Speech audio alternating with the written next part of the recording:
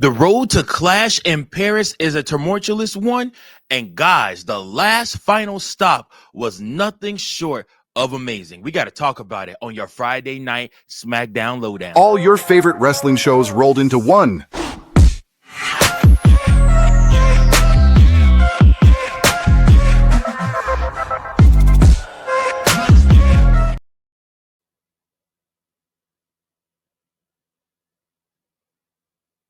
All your favorite wrestling shows rolled into one.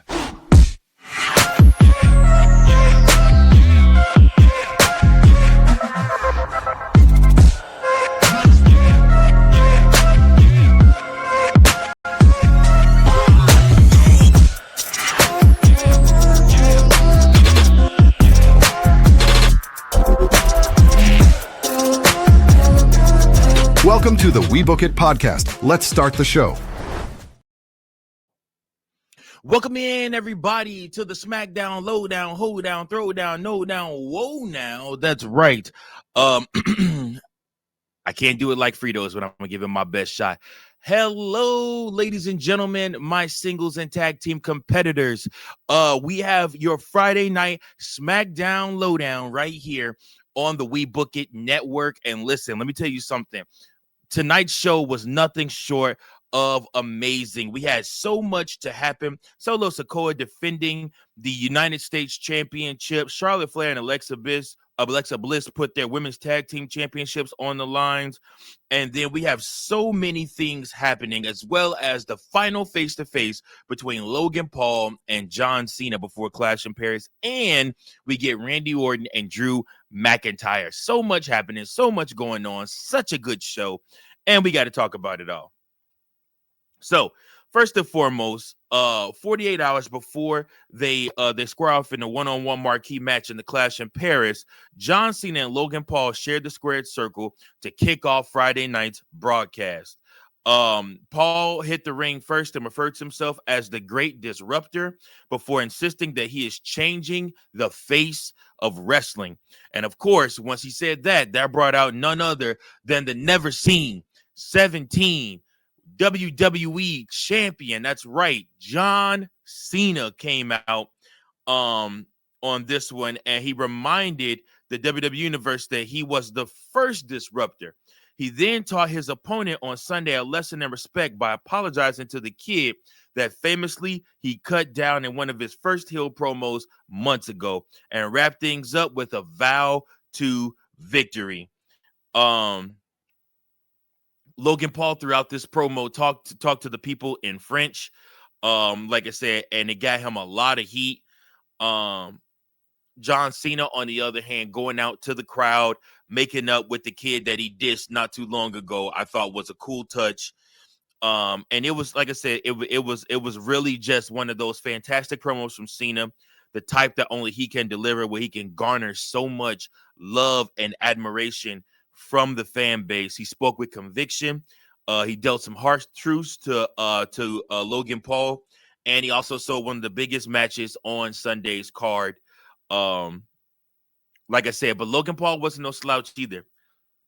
One thing we have to start talking about and acknowledging is the fact that Logan Paul is the real deal in the WWE. Not only can he talk that talk, but he can walk the walk, man. Dude is a great wrestler. Like that's not something to take lightly here. All in all, a great promo to wrap up to prepare for Clash in Paris on Sunday between those two.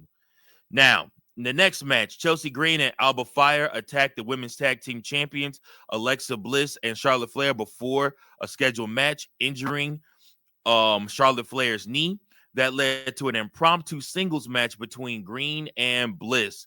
A vengeful Bliss jumped Green at the opening bell, but the former Women's United States Champion fended her off and took control of the bout throughout the commercial break. Bliss fought back and was rolling until Fire jumped on the apron and provided a momentary distraction.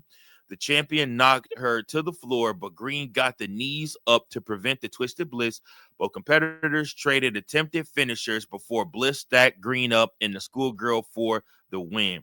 After the match, Green and Fire attacked Bliss. When Flair attempted to make the save, the Queen also met a similar fate as the heel stood tall to close out the segment. They are really trying to put the Secret Harvest together and make them like like legit, like the business as far as tag teams go.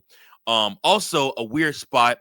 I don't know what happened to Piper Niven and why she was pulled from her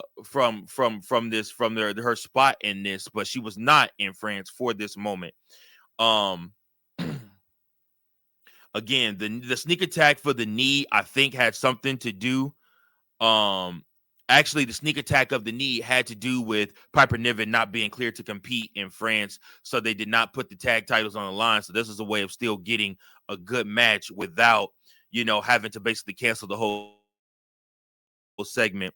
Bliss and Green actually worked really, really good together in this match. The post-match beatdown earned Green and Fire some heat and momentum. And again, I wouldn't put it past them too. I think just putting a championship belt on Chelsea Green right now is the right way to go. Like, she's money. Either give her the damn United States Championship back and let her make it what it's supposed to be, or do something. But we'll see. Next up, Michin versus Kiana James. Speaking of the Women's United States Championship, backstage, Damian Priest answered a pre-recorded warning from Aleister Black by promising to beat him up and to do it with a smile. In the arena, Michin is in pursuit of a shot at Julia's Women's United States Championship. She squared off with her associate, Kiana James. James attempted to use a purse as a weapon, and Michin dodged it, rolled her up, and scored the win in just 6 seconds. The shocking speed of the match was not without conspiracy, as the prospective #1 contender found herself on the receiving end of a beatdown at the hands of her rivals, ending with the beautiful Madness driving her face first into the steel steps.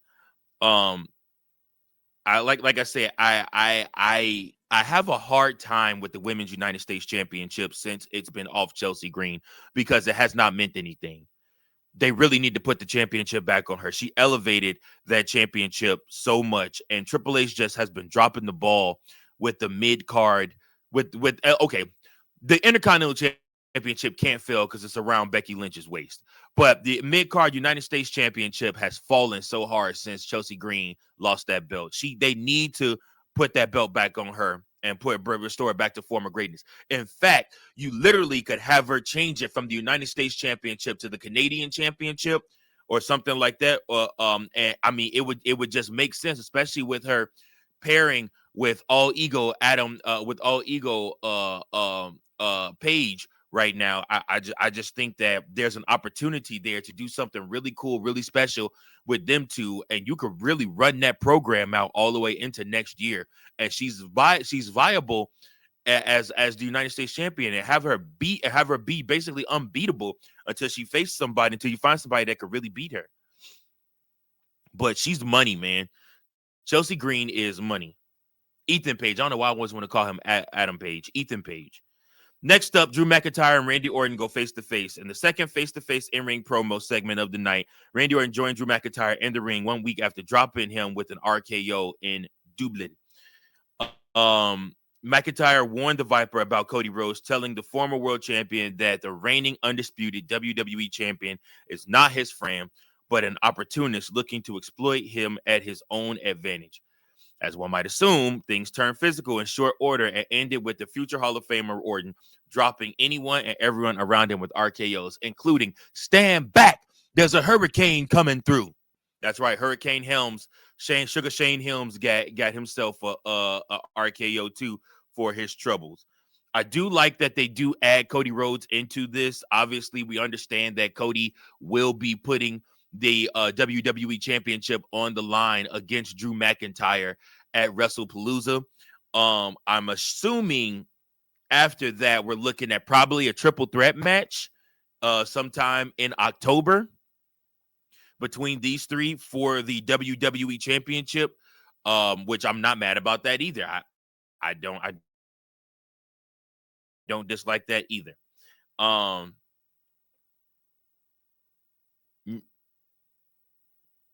Next up, we have the Street Profits versus Mello Don Miz.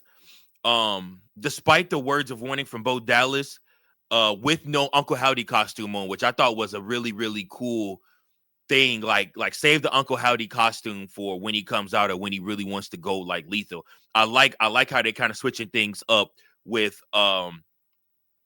with the way that they're using the Wyatt Six. The Street Profits and the team of Carmelo Hayes and The Miz squared off for an opportunity to challenge the Wyatt Six for the WWE Tag Team Championships at a later date. Miz ran interference early on, thwarting the babyface's onslaught out of the gate and allowing Hayes to turn the tide in the heels' favor. The heels dominated throughout the commercial break, but a desperation slam by Angelo Dawkins allowed him to make a much-needed tag to Montez Ford, who exploded into the match with his trademark frenetic energy. Miz halted his momentum momentarily, delivering a DDT for a near fall, but Hayes added a splash for another near fall, looking to keep his team's championship hopes alive.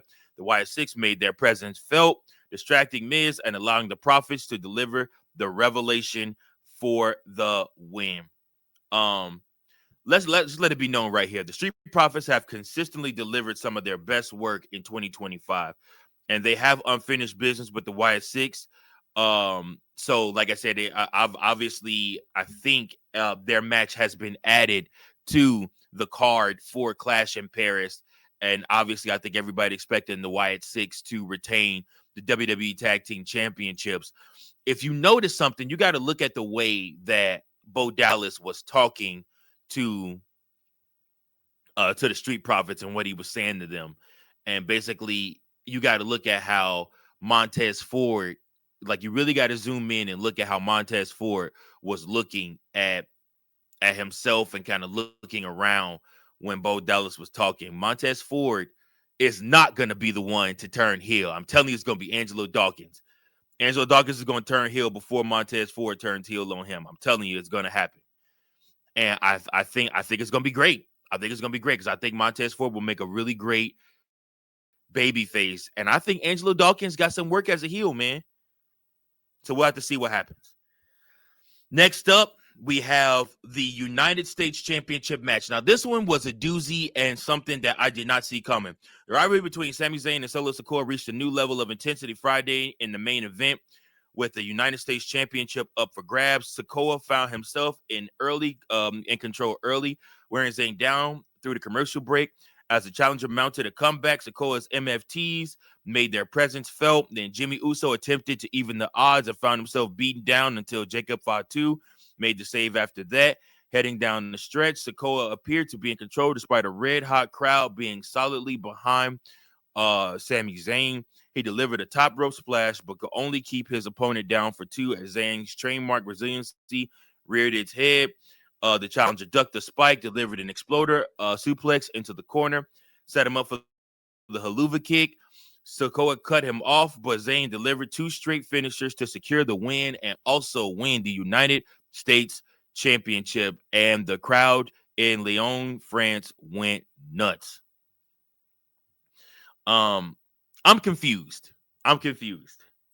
I understand the pop. I understand wanting the fans to be excited. I understand wanting to give the fans something to cheer about, especially if no titles are changing hands on tomorrow's episode, on Sunday night's pay-per-view. Then I get it. But yet and still, Solo Sikoa just got the title like 2 months ago, and he barely had any defenses on it.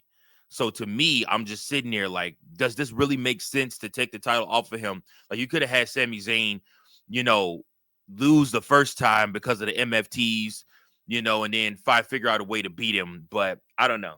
I don't know. I just don't like. I don't like giving Sami Zayn that championship that quickly, that early on. Like I think that there was so much more that you could have done with the title rather than just give it to Sami off jump like that. But what do I know? Triple H is the booker, not me. So listen, I appreciate you guys for watching this version of the SmackDown Lowdown, Hoedown, Throwdown, No Down, Whoa Now. That's right. Please make sure that you like, share, and subscribe, guys. Listen and tune in. I believe we're doing a watch along Sunday. The fellas are going to do a watch along Sunday to watch along with the Clash in Paris, where my Booking World Championship will be up for grabs. That's right. I'm putting it on the line. I'm a fighting champion as always. And of course, I need to ask you something. Have you acknowledged me as your current world booking champion? Have you done it? That's all I ask. Acknowledge me right now.